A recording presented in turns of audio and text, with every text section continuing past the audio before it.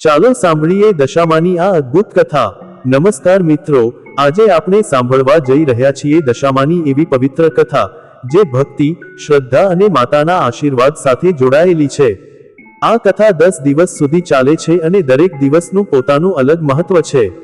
આ કથા સાંભળવાથી ભક્તોના સઘળા કષ્ટ દૂર થાય છે અને માતા દશામાં પોતાના ભક્તો પર અતુલ્ય કૃપા વર્ષાવે છે। જો તમે દશામાનું વ્રત કરતા હો તો આ કથા એકવાર જરૂર સાંભળજો, કારણ કે દશામાની આ કથામાં એવું શું બન્યું હતું જેના કારણે એક સામાન્ય પરિવારનું આખું જીવન બદલાઈ ગયું। તો ચાલો શરૂઆતથી સંપૂર્ણ કથા જાણીએ। દશામા એ માતા દુર્ગાનું જ એક સ્વરૂપ છે જે 10 દિવસના વ્રતમાં પૂજવામાં આવે છે। આ વ્રત મુખ્યત્વે ગુજરાત, રાજસ્થાન અને મધ્યપ્રદેશના કેટલાક ભાગોમાં ખૂબ જ પ્રચલિત છે। માતા દશામાને 10 શક્તિઓનું સ્વરૂપ માનવામાં આવે છે: જ્ઞાન, ભક્તિ, શાંતિ, સમૃદ્ધિ, આરોગ્ય, સંતાન, સૌભાગ્ય, વિદ્યા, ધન અને મોક્ષ। જ્યારે દશામાનું વ્રત કરવામાં આવે છે ત્યારે ભક્ત 10 દિવસ સુધી અમુક ચોક્કસ નિયમોનું પાલન કરે છે। આ 10 દિવસ દરમિયાન ભક્તને માત્ર એક જ વખત ભોજન કરવાનું હોય છે, તે પણ સાત્વિક અને શુદ્ધ। કોઈ પણ પ્રકારનો તામસી ખોરાક, માંસ, મદ્ય, લસણ, ડુંગળી આ દિવસોમાં વર્જિત હોય છે। વ્રત દરમિયાન ભક્તે સવારે સ્નાન કરીને શુદ્ધ વસ્ત્રો પહેરવા, ઘરની સાફ સફાઈ કરવી, માતાના ચિત્રને ફૂલો અને ચંદનથી શણગારવું, ધૂપ દીપ પ્રગટાવવા અને મંત્રોનો જાપ કરવો જરૂરી હોય છે। દરરોજ સાંજે દશામાની આરતી ગાવી જોઈએ અને પ્રસાદનું વિતરણ કરવું જોઈએ। આ વ્રતનો મુખ્ય હેતુ માતા દશામાની કૃપા મેળવવાનો છે, જેથી જીવનના તમામ દુઃખ, દર્દ, ગરીબી, દુશ્મનોના ભય, ગ્રહોની અશાંતિ અને રોગોનો નાશ થાય અને જીવનમાં સુખ સમૃદ્ધિનો વાસ થાય। આ કથાની શરૂઆત થાય છે એક નાનકડા ગામડામાં, જ્યાં રહેતો હતો ભક્તિલાલ નામનો એક સાદો અને સીધો માણસ। તે પોતાના પરિવાર સાથે ગુજરાન ચલાવતો હતો। ભક્તિલાલ ખૂબ જ ધાર્મિક વૃત્તિનો હતો અને તેને માતા દશામા પર અતૂટ શ્રદ્ધા હતી। તે દરરોજ સવારે ઉઠીને પહેલા માતાનું ધ્યાન કરતો, પછી જ તેના દૈનિક કાર્યો શરૂ કરતો। તેની પત્ની સુમતીબેન પણ તેની સાથે સહધર્મિણી હતી, જે તેના દરેક કાર્યમાં તેનો સાથ આપતી। તેમને 2 બાળકો હતા, મોહન અને રાધા। મોહન 8 વર્ષનો હતો અને રાધા 5 વર્ષની। આખો પરિવાર ખૂબ જ પ્રેમ અને સાદગીપૂર્ણ જીવન જીવતો હતો, પણ તેમની આર્થિક સ્થિતિ કંઈ ખાસ સારી ન હતી। ભક્તિલાલ ખેતી અને મજૂરી કરીને પરિવારનું ગુજરાન ચલાવતો હતો, પણ આવક જેટલી હતી તેના કરતાં ખર્ચ વધુ હતો। લોન, ઉધારી અને દેવું તો જાણે પીછો છોડતા ન હતા। ભક્તિલાલ ઘણી વાર વિચારતો કે આ ગરીબીનો ક્યારે અંત આવશે, પણ તેની માતા પરની શ્રદ્ધા ક્યારેય ઓછી ન થઈ। તે હંમેશા માનતો કે માતા દશામાં જ તેના ભવિષ્યનું સર્જન કરશે। એક વર્ષ દશામાના વ્રતનો સમય આવ્યો ત્યારે ભક્તિલાલે નક્કી કર્યું કે તે આ વખતે નિશ્ચિતપણે દશામાનું વ્રત કરશે। તેણે પોતાના ગામના વડીલ પૂજારી પાસે જઈને વ્રતના નિયમો સમજ્યા અને સંકલ્પ લીધો કે તે આગામી 10 દિવસ સુધી નિષ્ઠાપૂર્વક વ્રત રાખશે અને દરરોજ દશામાની કથા સાંભળશે। તેણે પોતાના પરિવારને આ વાત કહી તો સુમતીબેને ખૂબ જ ખુશી સાથે કહ્યું, હા, હું પણ તમારી સાથે આ વ્રત કરીશ। મોહન અને રાધા પણ ખૂબ ઉત્સાહિત થઈ ગયા, કારણ કે વ્રતમાં તેઓને પણ પ્રસાદ મળતો અને ઘરમાં ખાસ વાતાવરણ રહેતું। ભક્તિલાલે ઘરની સાફ સફાઈ કરી, એક નાનકડો ચોખ્ખો ખૂણો માતા માટે શણગાર્યો। તેણે માતાનું એક ચિત્ર લાવ્યું, જેને તેણે ફૂલો, ચંદન અને વસ્ત્રોથી શણગાર્યું। તેની પત્ની સુમતીબેને રસોઈમાં સાત્વિક ખોરાક જ બનાવવાનો નિયમ કર્યો, લસણ ડુંગળી વિનાનું, શુદ્ધ ઘીનું અને સાત્વિક ભોજન। બાળકો માટે પણ વ્રતના સાત્વિક નિયમો રાખવામાં આવ્યા। આમ આખો પરિવાર 10 દિવસ માટે માતા દશામાની આરાધનામાં ડૂબી જવા તૈયાર થઈ ગયો। પહેલો દિવસ આવ્યો અને ભક્તિલાલે સવારે વહેલા ઉઠીને સ્નાન કર્યું। સ્વચ્છ વસ્ત્રો પહેરીને તેણે માતા સમક્ષ ધૂપ દીપ પ્રગટાવ્યા। તેણે હાથ જોડીને પ્રાર્થના કરી, હે માતા દશામા, આ 10 દિવસનું વ્રત મેં તમારી કૃપા માટે લીધું છે। કૃપા કરીને મારા ઉપર અને મારા પરિવાર પર તમારી કૃપા વર્ષાવજો। અમારી તમામ મુશ્કેલીઓ દૂર કરજો અને અમને સુખ સમૃદ્ધિ આપજો। તેણે પોતાની પત્ની અને બાળકોને પણ સાથે બેસાડીને પ્રાર્થના કરાવી। તે દિવસે ભક્તિલાલે સાંજ સુધી માત્ર પાણી જ પીધું। સાંજે સૂર્યાસ્ત થયા પછી તેણે સાત્વિક ભોજન લીધું। તેની પત્ની સુમતીબેને ઘી, ચપાતી, દાળ, ભાત અને શાક બનાવ્યું હતું। ભક્તિલાલે પહેલા માતાને ભોજન અર્પણ કર્યું, પછી પોતે લીધું। આમ પહેલો દિવસ શાંતિથી પસાર થઈ ગયો। બીજા દિવસે ભક્તિલાલ સવારે ખેતરે કામ કરવા ગયો। તેણે ઠરાવ કર્યો હતો કે વ્રત દરમિયાન કામ તો કરવું જ પડશે, કારણ કે પરિવારનું ગુજરાન ચલાવવું ખૂબ જ જરૂરી હતું. તે જ્યારે ખેતરમાં કામ કરી રહ્યો હતો ત્યારે તેના મનમાં વિચાર આવ્યો કે આ ગરીબી ક્યાં સુધી? ક્યારે માતા કૃપા કરશે? તેનું હૃદય ભારે થઈ ગયું, પણ તેણે માતાનું સ્મરણ કર્યું અને મનને શાંત રાખ્યું. તે દિવસે સાંજે જ્યારે તે ઘરે પાછો આવ્યો ત્યારે તેણે જોયું કે તેની પત્ની સુમતીબેન પાસે રસોઈ માટે પૂરતો ખોરાક પણ નહોતો. ઘરમાં થોડો જ ચોખા, થોડી દાળ અને શાક માટે કંઈ જ નહોતું. સુમતીબેન તેને કહેવા લાગી, સાંભળો, આજે તો આટલું જ છે. મારે કેવી રીતે ભોજન બનાવવું? મારા માટે તો વાત નથી, પણ તમારે વ્રત રાખવાનું છે, તમારે ભોજન લેવું જ જોઈએ. ભક્તિલાલે વિચાર્યું, હા, ખરેખર ખૂબ જ મુશ્કેલી છે, પણ માતા દશામાં પર શ્રદ્ધા રાખીએ. તેણે કહ્યું, સુમતીબેન, તમે ચિંતા ન કરો, માતા દશામાં ક્યાંકથી કોઈક રસ્તો કાઢશે. હમણાં તમે જે છે તેમાંથી જ ભોજન બનાવો, માતાને અર્પણ કરીને લઈ લઈશું. સુમતીબેન પણ શ્રદ્ધાળુ હતી, તેણે પણ હા પાડી. તેણે થોડા જ ચોખા, દાળ અને એક નાનકડું શાક બનાવ્યું. ભક્તિલાલે માતા સમક્ષ ભોજન ધર્યું અને પ્રાર્થના કરી, હે માતા, આજે આટલું જ અર્પણ કરી રહ્યો છું, તમે કૃપા કરીને અમારી આ નાનકડી સાદગીને સ્વીકારજો. તેણે ભોજન લીધું અને પછી બાળકોને પણ ખવડાવ્યું. આમ બીજો દિવસ પણ પસાર થઈ ગયો. ત્રીજો દિવસ આવ્યો ત્યારે ભક્તિલાલની સ્થિતિ વધુ મુશ્કેલ થઈ ગઈ. તેને ગામમાંથી ખબર મળી કે તે જે ખેતરમાં કામ કરતો હતો તે ખેતરના માલિકે તેની સાથે કામ ઘટાડી દીધું છે. આથી તેને અડધો પગાર જ મળશે. ભક્તિલાલ ખૂબ દુઃખી થઈ ગયો. તેને લાગ્યું કે જાણે સમગ્ર વિશ્વ તેની વિરુદ્ધ થઈ ગયું છે. તે રસ્તા પર ચાલતો હતો ત્યાં તેને એક વૃદ્ધ સ્ત્રી મળી, જે ખૂબ જ ગરીબ અને અસહાય લાગતી હતી. વૃદ્ધ સ્ત્રીએ તેને કહ્યું, ભાઈ, મારે ખાવાનું કંઈ નથી, થોડું ભોજન આપી શકો છો?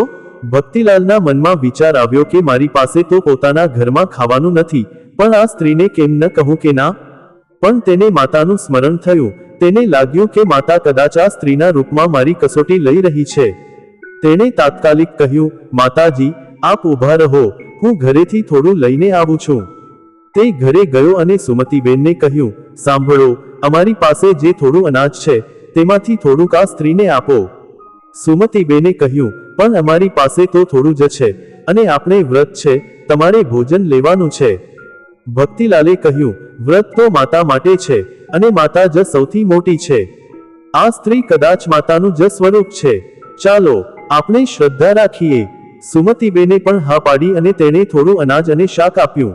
વૃદ્ધ સ્ત્રીએ આશીર્વાદ આપ્યા અને કહ્યું, ભાઈ, માતા દશામાં તમારો ભલો કરે. તમારી આ દયાનો ફળ તમને ચોક્કસ મળશે. આ સાંભળીને ભક્તિલાલને ઘણી શાંતિ મળી. ચોથા દિવસે ભક્તિલાલ ખેતરમાં ગયો ત્યાં એક ચમત્કાર બન્યો. તેણે જોયું કે તેના ખેતરના ખૂણામાં એક વૃક્ષ નીચે કંઈક ચમકી રહ્યું છે. તેણે જઈને જોયું તો ત્યાં એક નાનકડી થેલી હતી, જેમાં સોનાના થોડા સિક્કા હતા. ભક્તિલાલ ખૂબ આશ્ચર્યચકિત થઈ ગયો. તેને લાગ્યું કે કદાચ કોઈ ખોવાઈ ગયું હશે. તેણે ગામમાં જઈને ઘોષણા કરાવી કે કોઈકે કંઈક ખોયું હોય તો તે પાછું આપી શકાય. ગામના લોકોએ કહ્યું કે અમે તો કંઈ ખોયું નથી, તમે જ રાખી લો. ભક્તિલાલે ફરી ઘોષણા કરાવી, પણ કોઈ ન આવ્યું. છેવટે તેણે વિચાર્યું કે આ માતા દશામાનો જ આશીર્વાદ છે. તેણે તે સિક્કા ઘરે લાવીને માતા સમક્ષ મૂક્યા અને પ્રાર્થના કરી, હે માતા, આ તમારી કૃપા છે, હું આ સિક્કાઓનો સદુપયોગ કરીશ. તેણે તે સિક્કાઓમાંથી થોડા પૈસા લઈને ગરીબોને વહેંચી દીધા અને થોડા પૈસાથી ઘર માટે ખાવાનું અને વ્રત માટેની સામગ્રી ખરીદી. તેની પત્ની સુમતીબેનને ઘણી રાહત થઈ. પાંચમા દિવસે ભક્તિલાલને એક સ્વપ્ન આવ્યું. સ્વપ્નમાં માતા દશામાં પ્રગટ થયા અને બોલ્યા, ભક્તિલાલ, તારી શ્રદ્ધા હું જોઈ રહી છું. તું મારો સાચો ભક્ત છે. તારી ગરીબી, દુઃખ અને કષ્ટ બધું જ હું દૂર કરીશ. પણ યાદ રાખ, આ કથાનો છેલ્લો દિવસ ખૂબ જ મહત્વનો છે. તે દિવસે તારે સાચા દિલથી મારી આરાધના કરવી અને શ્રદ્ધા રાખવી. ભક્તિલાલ જાગી ગયો અને તેના મનમાં અપાર આનંદ થયો. તેણે પોતાની પત્નીને સ્વપ્નની વાત કહી, તો સુમતીબેન પણ ઘણી ખુશ થઈ. બંનેએ માતાની વધુ આરાધના કરવાનો નિર્ણય લીધો. છઠ્ઠા દિવસે ભક્તિલાલને ગામમાંથી એક આમંત્રણ મળ્યું. ગામના શ્રીમંત સાહુકાર ધનસુખલાલે તેને બોલાવ્યો અને કહ્યું, ભક્તિલાલ, મને તારી શ્રદ્ધા વિશે જાણ થઈ. તું દશામાનું વ્રત કરી રહ્યો છે અને કેટલી મુશ્કેલી હોવા છતાં શ્રદ્ધા છોડી નથી. હું તને અમુક સહાય કરવા માંગુ છું. અહીં 500 રૂપિયા છે, લઈ લે. ભક્તિલાલે નમ્રતાપૂર્વક કહ્યું, ધનસુખલાલભાઈ, આપની સહાય માટે હૃદયપૂર્વક આભાર, પણ હું માતાનું વ્રત કરી રહ્યો છું. માતા જ મારી સઘળી વ્યવસ્થા કરશે. હું કોઈનું દેવું નથી લેવા માંગતો. ધનસુખલાલ ખૂબ પ્રભાવિત થયા અને તેમણે કહ્યું, સાચે જ તારી શ્રદ્ધા અદ્ભુત છે. માતા તને ચોક્કસ આશીર્વાદ આપશે. ભક્તિલાલ ઘરે પાછો આવ્યો અને તેણે માતાનો આભાર માન્યો. તેણે વિચાર્યું કે માતાએ આ રીતે મારી કસોટી લીધી. મેં લોભ કે મોહમાં આવીને પૈસા લીધા નહીં, જેનાથી મને સંતોષ છે. 7મા દિવસે ભક્તિલાલના ઘરે એક અતિથિ આવ્યા. તે કોઈ ઋષિ મુનિ હતા, જે ગામમાં ભટકતા હતા. તેમણે ભક્તિલાલને કહ્યું, હે ભક્ત, અમે સાંભળ્યું કે તું દશામાનું વ્રત કરી રહ્યો છે. શું તું અમને આશ્રય આપી શકે છે? અમે એક રાત અહીં રોકાઈ જઈએ. ભક્તિલાલે તાત્કાલિક સ્વીકાર્યું અને કહ્યું, મહારાજ, આપ અમારા માટે માતાના જ આશીર્વાદ જેવા છો, કૃપા કરીને પધારો. તેણે તેમના પગ ધોયા, તેમને બેસાડ્યા અને ભોજન કરાવ્યું. ઋષિએ ભોજન કર્યા પછી કહ્યું, ભક્ત, તારી શ્રદ્ધા અને સેવાભાવથી હું ખૂબ પ્રસન્ન છું. હું તને એક મંત્ર શીખવાડું છું, જે તું દરરોજ જપ કરતો રહેશે, તો માતા દશામાં તારા પર પ્રસન્ન થશે. ઋષિએ તેને એક ગુપ્ત મંત્ર શીખવાડ્યો અને કહ્યું, આ મંત્રનો દરરોજ 108 વખત જાપ કર, તારી બધી મુશ્કેલીઓ દૂર થઈ જશે. ભક્તિલાલે ઋષિના ચરણસ્પર્શ કર્યા અને તેમનો આભાર માન્યો. તે રાત્રે ઋષિએ ભક્તિલાલને વધુ માર્ગદર્શન આપ્યું અને સવારે તેઓ વિદાય થઈ ગયા. 8મા દિવસે ભક્તિલાલે ઋષિ શીખવાડેલા મંત્રનો જાપ કરવાનું શરૂ કર્યું. તે દિવસે તેને અજબ અનુભવ થયો. તેને લાગ્યું કે તેના મનમાં એક અપાર શાંતિ છવાઈ ગઈ છે. તેની તમામ ચિંતાઓ અને દુઃખો જાણે દૂર થઈ ગયા. તેણે માતાને પ્રાર્થના કરી, હે માતા, તમે મારા પર કેટલી કૃપા કરી રહ્યા છો. મારી પાસે શબ્દો નથી કે તમારો આભાર કેવી રીતે માનું. તે દિવસે સાંજે તેના ઘરે એક ખાસ ઘટના બની. તેની પત્ની સુમતીબેનને સ્વપ્ન આવ્યું કે માતા દશામાં તેમની પાસે આવ્યા અને કહ્યું, સુમતી, તારા પતિની શ્રદ્ધા અને તારી નિષ્ઠાથી હું ખૂબ પ્રસન્ન છું. તમારા આખા પરિવારને હું આશીર્વાદ આપું છું. હવે તમારી ગરીબી, દુઃખ અને તકલીફોનો અંત આવી ગયો છે. સુમતીબેન જાગી ગઈ અને તેણે આ સ્વપ્ન ભક્તિલાલને કહ્યું. ભક્તિલાલને ઘણો આનંદ થયો. 9મા દિવસે ભક્તિલાલની શ્રદ્ધાની સૌથી મોટી કસોટી થઈ. ગામમાં એક મોટો પૂર આવી ગયો. નદીનું પાણી ઉભરાયું અને ઘણા ઘરો પાણીમાં ડૂબી ગયા. ભક્તિલાલના ઘરની આસપાસ પણ પાણી ફેલાવા લાગ્યું. લોકો ગભરાઈ ગયા. બધા પોતાનો જીવ બચાવવા દોડવા લાગ્યા. ભક્તિલાલે પણ પોતાના પરિવારને સુરક્ષિત સ્થળે લઈ જવાનો પ્રયાસ કર્યો, પણ પાણી વધતું જ હતું. તેને યાદ આવ્યું કે ઋષિએ તેને જે મંત્ર શીખવાડ્યો હતો, તે જાપ કરવા કહ્યું હતું. તેણે બધાને સાથે લઈને માતાનું ધ્યાન કરવાનું શરૂ કર્યું. તેણે જોરથી મંત્રો ઉચ્ચારવાનું શરૂ કર્યું અને માતાને પ્રાર્થના કરી, હે માતા, અમારી શ્રદ્ધા પર કસોટી ન લો.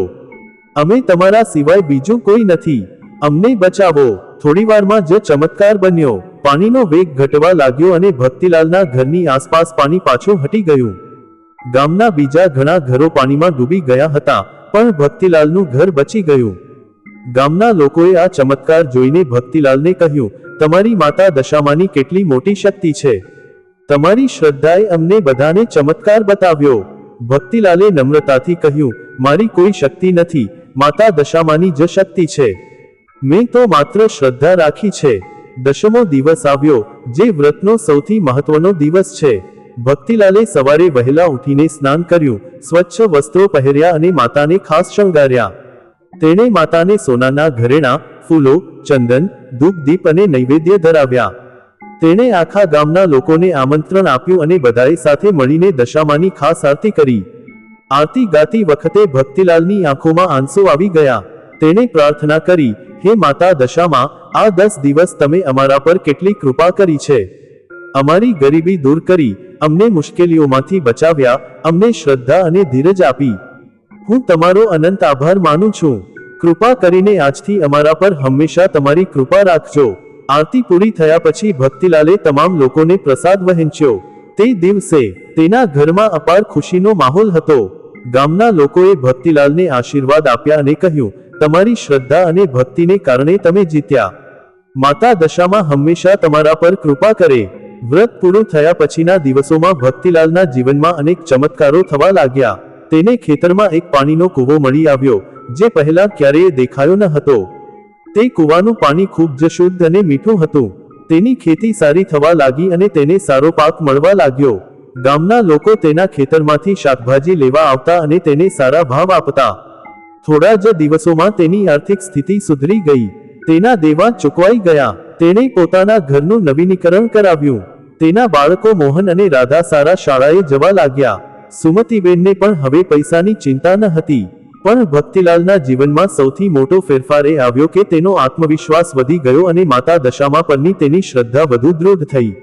તે દરરોજ સવારે માતાનું ધ્યાન કરતો, ઋષિએ શીખવાડેલા મંત્રનો જાપ કરતો અને ગરીબોને દાન આપતો. તે ગામના લોકો માટે આદર્શ બની ગયો. લોકો તેની પાસે આવીને જીવનની મુશ્કેલીઓ વિશે પૂછતા અને તે તેમને માતા દશામાની કથા સંભળાવતો. આ કથાનો સૌથી મહત્વનો સંદેશ છે કે શ્રદ્ધા, ભક્તિ અને ધીરજથી જીવનની બધી મુશ્કેલીઓ દૂર થઈ શકે છે. માતા દશામા તેમના સાચા ભક્તોને ક્યારેય નિરાશ કરતા નથી. તેમની કૃપા મેળવવા માટે માત્ર સાચા દિલ અને નિષ્ઠાપૂર્વકની ભક્તિ જોઈએ છે. આપણે ભૌતિક સુખ સંપત્તિ માટે ભલે પ્રયત્ન કરીએ, પણ યાદ રાખવું જોઈએ કે સાચો ધન તો ભગવાન પરની શ્રદ્ધા છે. જે માણસ પોતાની શ્રદ્ધા ગુમાવી દે છે, તે સૌથી મોટી ગરીબીમાં આવી જાય છે. જ્યારે શ્રદ્ધાળુ માણસ પર માતા દશામાની કૃપા થાય છે, તો તેને જીવનમાં ક્યારેય કોઈ ચીજનો અભાવ રહેતો નથી.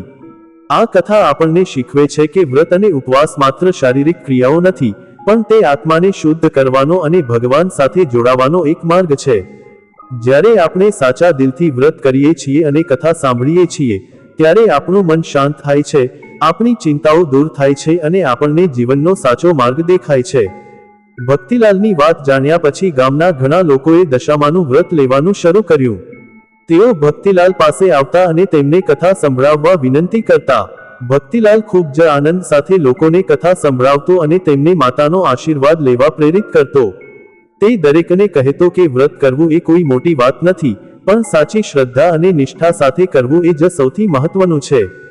જો તમે માત્ર દેખાડા માટે વ્રત કરો છો અથવા લોભ અને મોહમાં આવીને વ્રત કરો છો, તો તેનો કોઈ અર્થ નથી. માતા તો માત્ર સાચા હૃદયની ભક્તિને જ સ્વીકારે છે. સમય જતાં ભક્તિલાલ ગામના પૂજારી તરીકે જાણીતો થયો. તે દર વર્ષે દશામાના વ્રતનું આયોજન કરતો અને આખા ગામ માટે કથા ગોઠવતો. તેના ઘરે દરરોજ ગરીબોને ભોજન મળતું. તે પોતાની સમૃદ્ધિનો ઉપયોગ લોકોની સેવામાં કરતો, કારણ કે તે જાણતો હતો કે આ બધું માતા દશામાની કૃપાથી જ મળ્યું છે. તે કોઈ દિવસ અહંકારી ન બન્યો, કેમ કે તેને સમજાયું હતું કે માણસની બધી શક્તિ ભગવાનની કૃપાથી જ છે. તેણે પોતાના બાળકોને પણ ભક્તિ અને દાનનું મહત્વ શીખવ્યું. મોહન અને રાધા મોટા થઈને પણ તેમના પિતાના પગલે ચાલ્યા અને માતા દશામાના ભક્ત બન્યા. આમ, આ કથા આપણને બતાવે છે કે દશામાનું વ્રત ખૂબ જ શક્તિશાળી છે. તે ગરીબી, દુઃખ, દુશ્મનો, રોગો, ગ્રહદોષ અને તમામ પ્રકારની મુશ્કેલીઓ દૂર કરવામાં સહાયક બને છે. આ કથા દર વર્ષે સાંભળવાથી ભક્તોના જીવનમાં હકારાત્મક ફેરફાર આવે છે અને તેમને માતાનો વિશેષ આશીર્વાદ પ્રાપ્ત થાય છે. દશામાના 10 દિવસોમાં દરેક દિવસનું એક અલગ મહત્વ છે. પહેલો દિવસ શ્રદ્ધાનો, બીજો દિવસ સેવાનો, ત્રીજો દિવસ ત્યાગનો, ચોથો દિવસ દાનનો, પાંચમો દિવસ ધ્યાનનો, છઠ્ઠો દિવસ સંતોષનો, સાતમો દિવસ ક્ષમાનો, આઠમો દિવસ જ્ઞાનનો, નવમો દિવસ વિજયનો અને દશમો દિવસ સમૃદ્ધિનો. દરેક દિવસે આપણે આ ગુણોને આત્મસાત કરવાનો પ્રયાસ કરીએ, તો આપણું જીવન સફળ થઈ જાય. વ્રત દરમિયાન રાખવાની શ્રદ્ધા એ જ સૌથી મહત્વની વસ્તુ છે. જેમ ભક્તિલાલે જ્યારે પૈસાની લાલચ આવી ત્યારે તેને નકારી કાઢી, જ્યારે પૂર આવ્યું ત્યારે શ્રદ્ધા છોડી નહીં, તેમ આપણે પણ જીવનની કસોટીઓમાં માતા પર શ્રદ્ધા રાખવી જોઈએ. ક્યારેક આપણને લાગે કે માતાએ સાંભળ્યું નહીં, પણ સાચું તો એ છે કે માતા આપણી કસોટી લઈ રહી છે. જે સમયે આપણને લાગે કે બધું ખતમ થઈ ગયું, ત્યારે જ માતા આપણી નજીક હોય છે. ભક્તિલાલનું જીવન આપણને શીખવે છે કે ધીરજ, શ્રદ્ધા અને વિશ્વાસ એ જ 3 મંત્રો છે જે કોઈ પણ સમસ્યાનો ઉકેલ લાવી શકે છે. આ કથાનો અંત થાય છે માતા દશામાના જયઘોષ સાથે. ભક્તિલાલે પોતાના છેલ્લા દિવસે ગામના બધા લોકોને ભેગા કરીને કહ્યું, ભાઈઓ અને બહેનો, આપણે બધાએ સાથે મળીને જયઘોષ કરીએ, જય માતા દશામા, જય માતા દશામા. ગામમાં એક સાથે હજારો અવાજો ગુંજી ઉઠ્યા, જય માતા દશામા, જય માતા દશામા. ઢોલ નગારા વાગ્યા, આરતી ગવાઈ અને માતાની મહિમા ગવાઈ. ભક્તિલાલે માતાને પ્રાર્થના કરી કે આખા ગામને, આખા વિશ્વને માતાનો આશીર્વાદ મળતો રહે. ત્યારથી દર વર્ષે ગામમાં ભવ્ય દશામાનો મેળો ભરાય છે અને હજારો લોકો આ કથા સાંભળવા આવે છે. અંતમાં હું બધા ભક્તોને વિનંતી કરું છું કે તમે પણ આ 10 દિવસનું વ્રત શ્રદ્ધા અને નિષ્ઠાપૂર્વક કરો. આ કથાને સાંભળો, તેને સમજો અને પોતાના જીવનમાં ઉતારો. ભક્તિલાલની જેમ જ તમારા જીવનમાં પણ માતા દશામાની કૃપા વર્ષશે. તમારી બધી મુશ્કેલીઓ દૂર થશે. તમને સુખ, સમૃદ્ધિ, આરોગ્ય, વિદ્યા, સંતાન અને મોક્ષનો માર્ગ મળશે. માતા દશામાં તમારા પર હંમેશા કૃપા વર્ષાવે. એટલા માટે સૌ કહીએ, જય માતા દશામાં, જય માતા દશામાં, જય માતા દશામાં. આ કથા સાંભળ્યા પછી જો તમને લાગે કે તમારા જીવનમાં કોઈ મુશ્કેલી છે, તો ભક્તિલાલની જેમ જ શ્રદ્ધા રાખો, માતાનું નામ લો અને ધીરજ રાખો. ભગવાન આપની દરેક પ્રાર્થના સાંભળે છે, ફક્ત સમય અને પ્રકાર જુદો હોય છે. ક્યારેક આપણને જે જોઈએ છે તે તરત મળતું નથી, કેમ કે ભગવાન આપણા માટે કંઈક વધુ સારું પ્લાન કરી રહ્યા હોય છે. આ કથાનો સંદેશ આપણને હંમેશા યાદ રાખવો જોઈએ અને દરરોજ તેનું સ્મરણ કરવું જોઈએ. હું ફરી એકવાર બધા ભક્તોને આશીર્વાદ આપું છું, માતા દશામાં તમને સદા સુખી, સમૃદ્ધ અને નિરોગી રાખે. હર હર મહાદેવ. જય માતા દશામાં.